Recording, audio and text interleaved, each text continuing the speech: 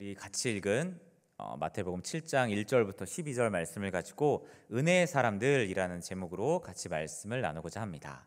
오늘 우리 재직 세미나 첫 번째 시간으로 우리의 삶이 교회입니다 라는 제목으로 오전에 말씀을 같이 나눴죠. 우리 사도행전 2장 그 마지막 43절부터 47절에 그 초대교회의 참 위대한 모습들을 보여주고 있습니다.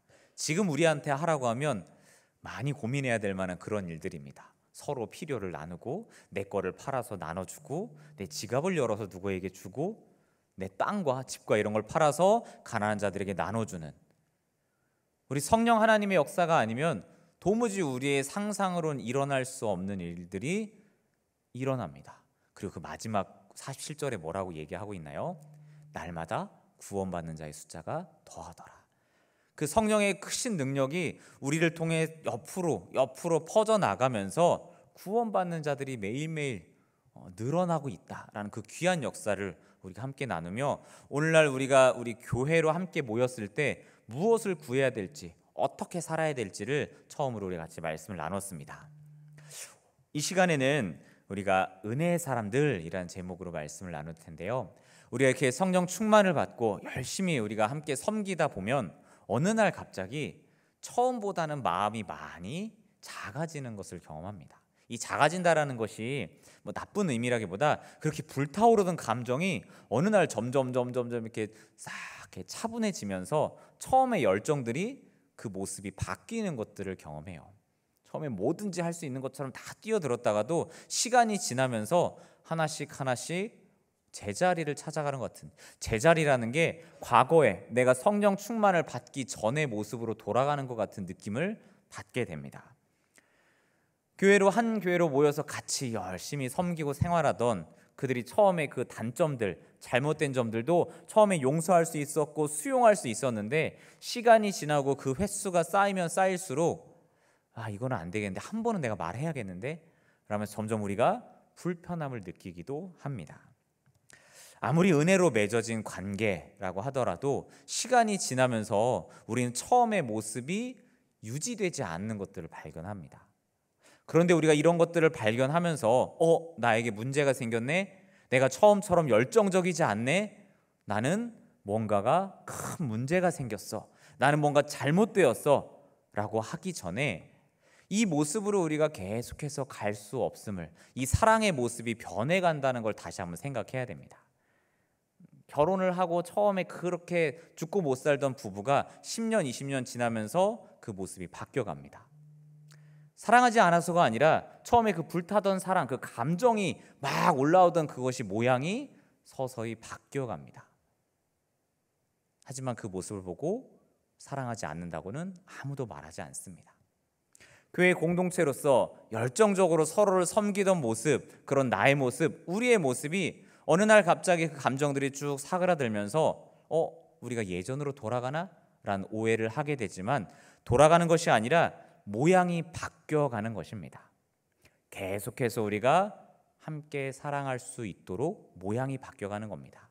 이렇게 모양이 바뀌어가는 가운데도 우리가 지켜내야 될 것이 있습니다.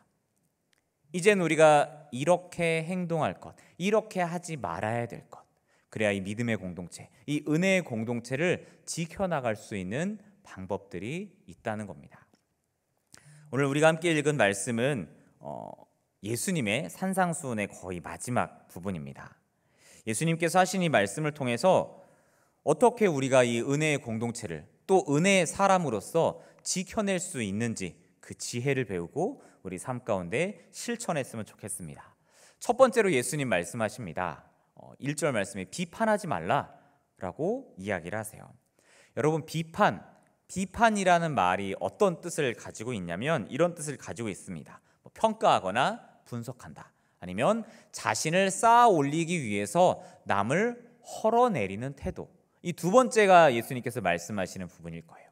자신을 쌓아 올리기 위해서 남을 헐어내리는 태도. 이런 태도를 갖지 말아라 라고 예수님께서 분명히 말씀을 하십니다. 함께 시간이 오래 지나다 보면 단점이 보이고, 또 어떤 경우는 내가 그보다 돋보이기 위해서 그를 비판하는 경우들이 우리에게 참 많습니다.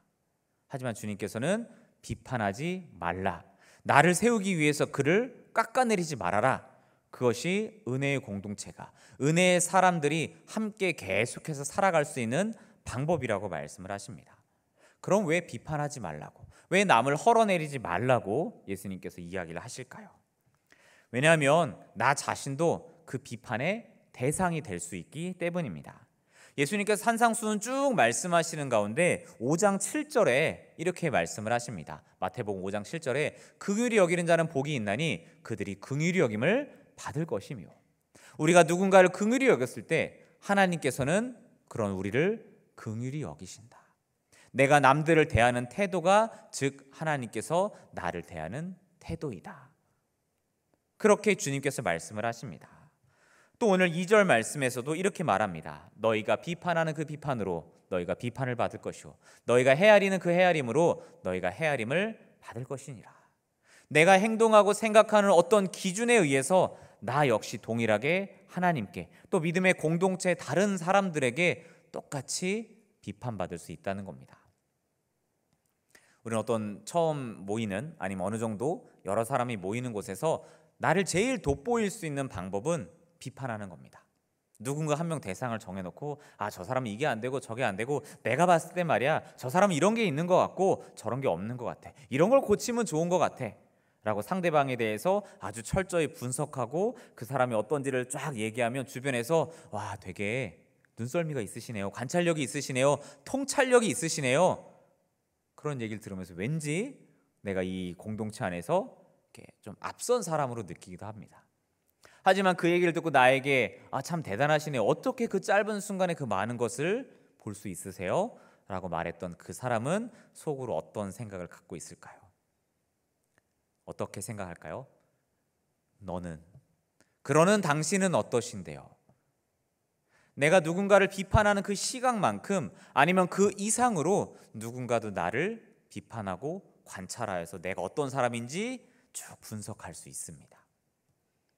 나는 다 아는 것처럼, 누군가에 대해서 다 아는 것처럼 이야기하지만 나조차도 어떤 사람들에게는 모든 게 다 분석되어서 내 행동 하나하나가 비웃음거리가 될 수도 있습니다.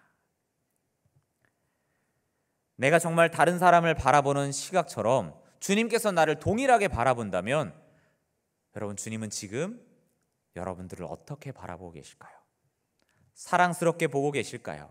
아니면 비판과 정죄의 모습으로 우리를 주님께서 바라보실까요? 내가 지금 믿음의 공동체 안에 혹시나 불편한 사람들이 있다면 그들을 바라보는 그 시각이 주님이 나를 바라보는 시각이라고 한다면 너무나 두려운 일입니다. 우리 주님은 사랑이시다 라고 우리가 고백하면서도 주님이 나를 이렇게 볼까? 우린 두려움에 빠질 수 있습니다. 비판하지 말아야 되는 첫 번째 이유는 이렇게 나 역시 누군가의 비판의 대상이 될 수 있기 때문입니다.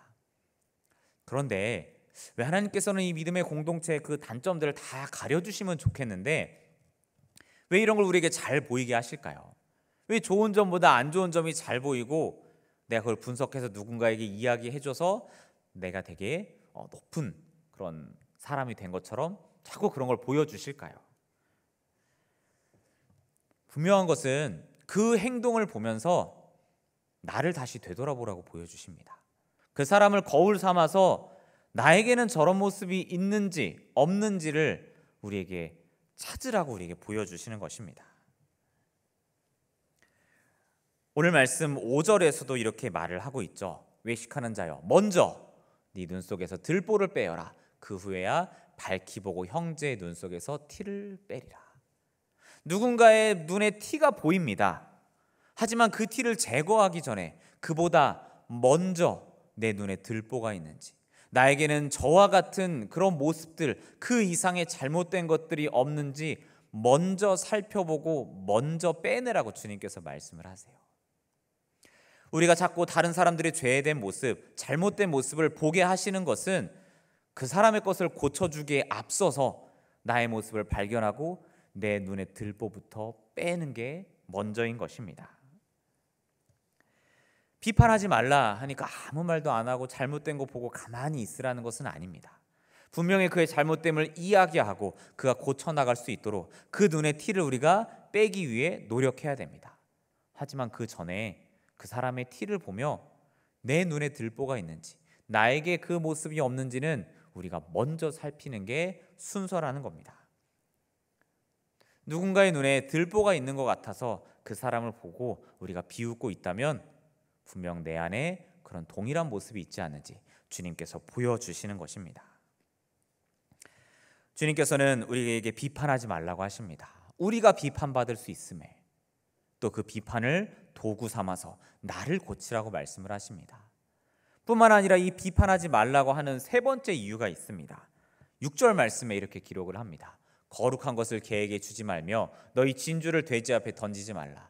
그들이 그것을 발로 밟고 돌이켜 너희를 찢어 상하게 할까 염려하라.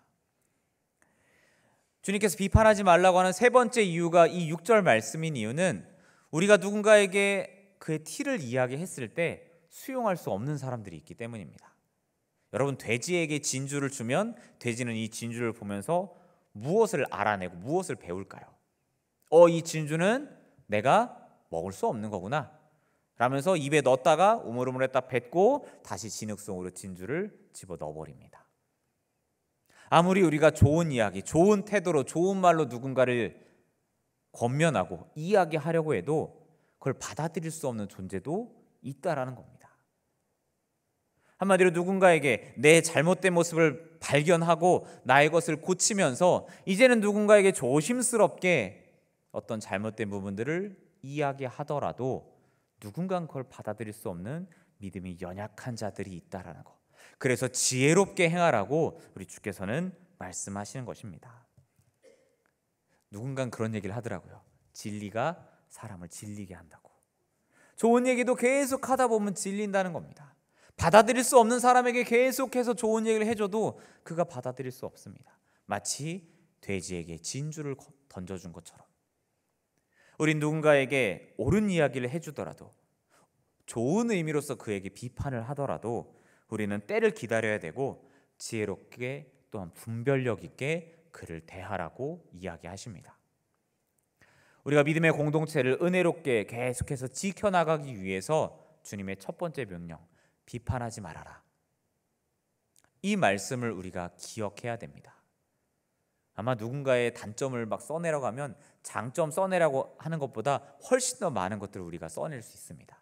우리의 눈은, 우리의 생각은 비판하기에 딱 좋은 생각과 눈을 가지고 있습니다. 하지만 그것을 바꿔내라고 이야기합니다. 그것이 우리가 이 믿음의 공동체, 이 은혜의 공동체를 지켜나갈 수 있는 방법이라고 주께서는 말씀을 하십니다. 이렇게 첫 번째, 서로 비판하지 말아라 라고 이야기하시고 또 한 가지를 이야기하십니다. 두 번째는 뭐냐면 남을 대접하라는 것입니다. 두 번째로는 주님께서 남을 대접하라 라고 말씀하시는데 오늘 말씀 12절에 이렇게 이야기하십니다. 그러므로 무엇이든지 남에게 대접을 받고자 하는데도 너희도 남을 대접하라. 이것이 율법이요 선지자니라. 이것이 율법이요 선지자니라. 여러분, 이 말이 어디서 많이 들어본 구절 아닌가요?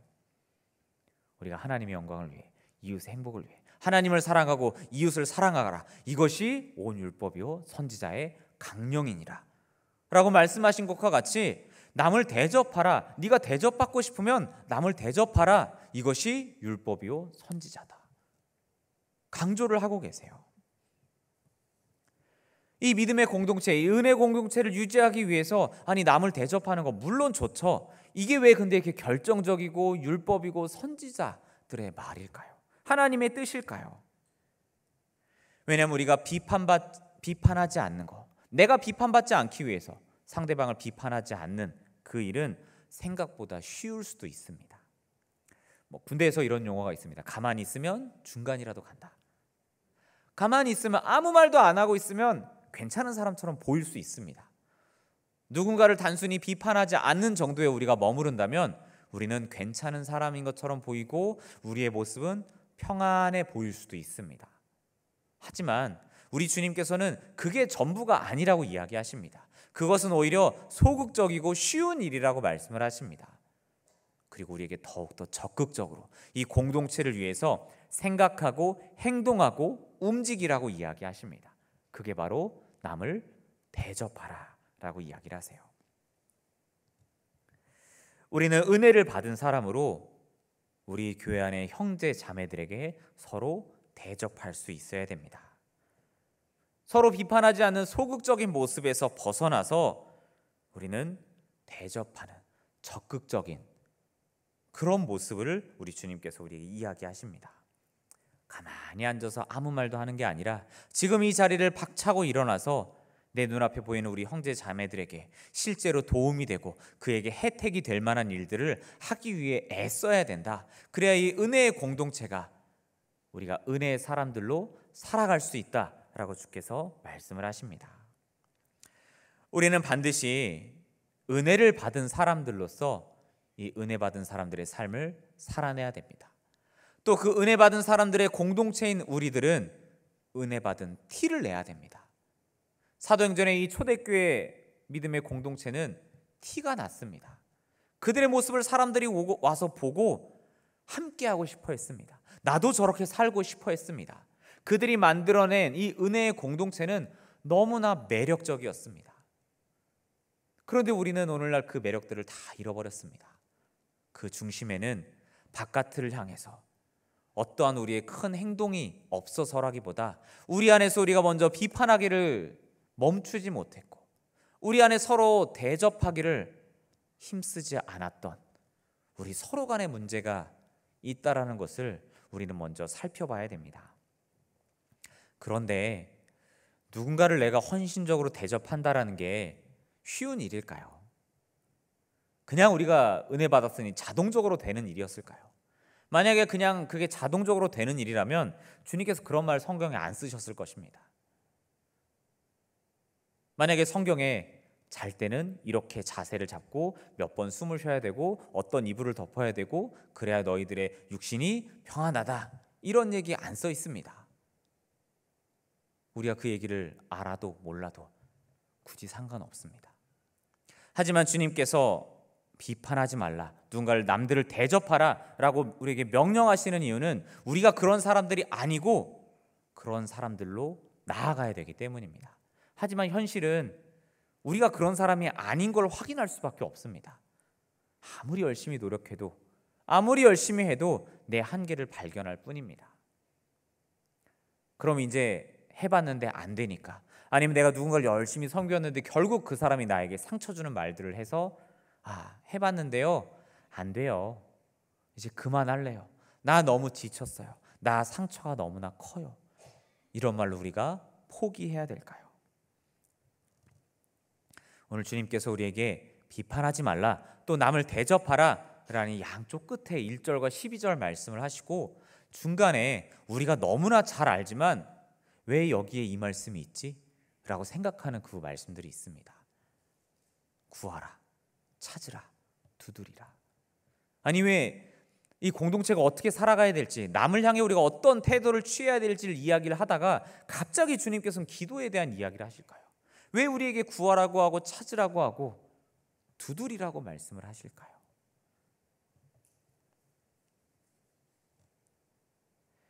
우리가 주님께 구하고 찾고 두드리는 건 역시 우리가 이 은혜의 공동체를 지켜나가는데 반드시 필요한 것이기 때문에 이 문맥상 이 말씀을 주님께서 하신 것입니다. 우리는 나와 또 다른 우리 신앙의 공동체를 보면서 비록 하나님의 은혜로 모이게 됐지만 우리가 하나됨을 포기할 때가 있습니다. 나랑 너무나 안 맞아, 나랑 너무나 달라, 어쩜 저렇게 생각할 수 있어, 우리 주님은 너무나 좋은데 이 사람과 내가 한 공동체가 되는 것은 좀 많이 고민이 되는데, 이런 대상들이 우리에게 있습니다. 우리가 같은 말씀을 듣고 같은 진리를 깨닫고 같은 하나님의 자녀들임에도 불구하고 우린 누군가를 정말로 받아들일 수 없는 어떤 존재가 우리에게 있습니다. 그래서 우린 포기합니다. 누구까지는 내가 받아들일 수 있는데 그 밖에 누구는 내가 안 돼, 내가 백방으로 노력해봤는데 안 돼. 우리 주께서는 그런 대상을 향해서 우리에게 구하고 찾고 두드리라고 말씀을 하십니다. 왜요? 구하고 찾고 두드리면 어떤 일이 일어나길래 주님께서는 우리에게 그렇게 하라고 명령을 하실까요? 비록 나랑 안 맞고 나랑 생각이 다르고 그래서 나를 불편하게 만드는 그 누군가가 내 손에서 움직일 수 없고 내 뜻 안에서 움직일 수는 없지만 그가 여전히 하나님의 손 안에 있기 때문입니다. 하나님의 뜻 안에 머물러 있기 때문에 주님께 기도하고 구하라고 주께서는 말씀을 하시는 것입니다. 비록 그가 내 손 밖에 있고 내 생각 밖에 머물러 있지만 그는 하나님의 손 안에 있습니다. 하나님의 뜻 안에 있고 주님께서 나를 사랑하신 것처럼 나를 주의 손으로 이끄시는 것처럼 주께서 그를 사랑하시고 그의 손으로 이끄십니다. 주님께서 지금까지 나를 바꾸어 주신 것만큼 나는 못하지만 우리 주님께서는 그를 바꾸실 수 있기 때문에 우리는 주님께 우리 믿음의 공동체, 이 은혜의 공동체를 유지하기 위해서 기도하고 찾고 구해야 되는 것입니다.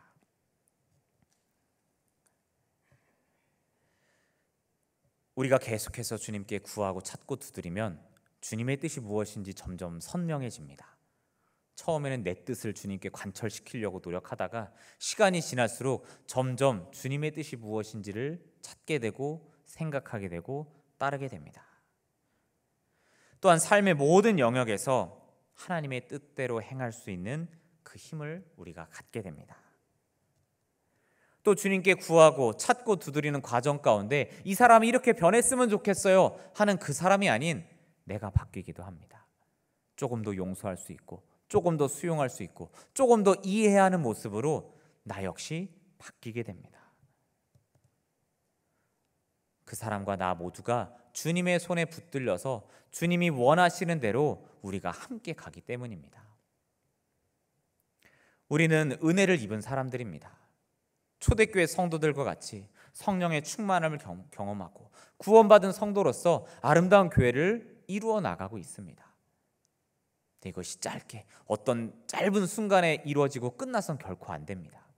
그러기 위해서 우리가 1차적으로 서로 비판하지 않기 위해 노력할 것, 또 서로가 서로를 대접하기 위해서 실제로 누군가의 도움이 되기 위해서 혜택이 되기 위해서 내가 애쓰고 힘쓰는 일들을 우리는 계속해서 해나가야 됩니다.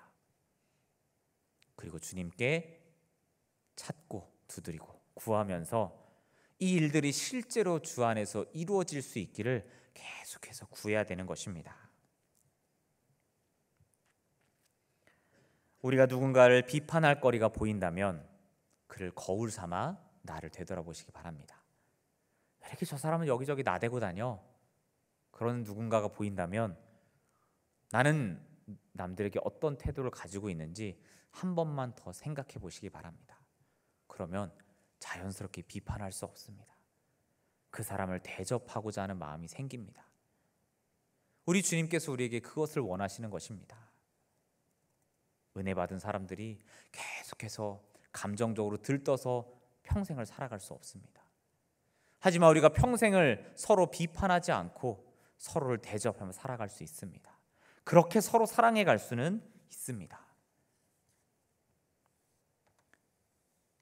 그래서 우리가 소극적으로는 비판하지 않을 것을, 또 적극적으로는 다른 이들에게, 우리 형제 자매들에게 유익이 되기를 힘쓰시길 간절히 소망합니다. 이 모든 결과는 우리 하나님께 있습니다. 우리 주님께서 우리가 간절히 바라고 원한다면, 또 애쓰고 힘쓴다면 우리 주님께서는 이 일을 반드시 이루실 것입니다.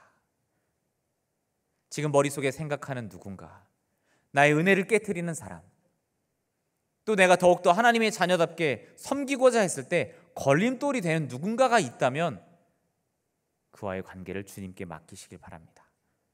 주님의 섭리 안에서 그가 변하고 내가 변하여서 하나로 꼭 맞는 그 역사가 반드시 이루어질 줄 믿습니다. 하나님께서 우리가 서로 사랑하고자 할 때 그 사랑을 주께서 이루십니다. 비판하지 마시기 바랍니다. 서로 대접하기에 힘쓰시길 바랍니다. 그리고 이 모든 일 가운데 주님께 기도함으로 주의 능력을 구하시길 바랍니다. 그럼 우리 주님께서는 우리 한 명 한 명 모두를 통해서 은혜 받은 공동체로, 우리 공동체 안에서도 날마다 구원받는 숫자가 더해져서 차고 넘치는 은혜를 우리에게 경험하게 하실 것입니다. 기도하겠습니다.